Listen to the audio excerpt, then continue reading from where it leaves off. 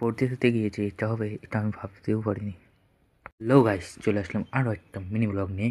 আর আজকে সকাল সকাল উঠে পড়েছি ঘুম থেকে, যাতে মা বকা না দেয়।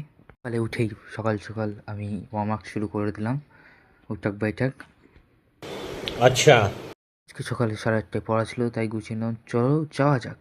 আমার কেটিএমটা আজকে বাবা নিয়ে গেছে কাজে, তাই বুনুর স্কুটিটা নিয়ে যাওয়া যাক।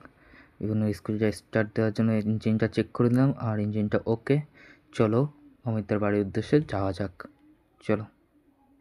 এবারও আমার সাথে যাচ্ছে আমার এই বন্ধু হানি সিং।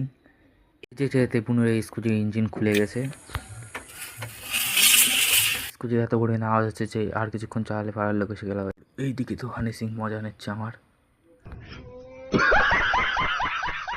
ওখানে পড়তে পারে এসে খিদে পেয়েছে, তাই খেতে বসলাম। আর এখানে দিয়েছে আমাকে মা সোয়াবিনের তরকারি আর ভাত পেয়েছিল, তাতে খেয়ে। আর আমি ইন্টারেস্টিং মিনি ব্লগের জন্য তোমরা সাবস্ক্রাইব করো।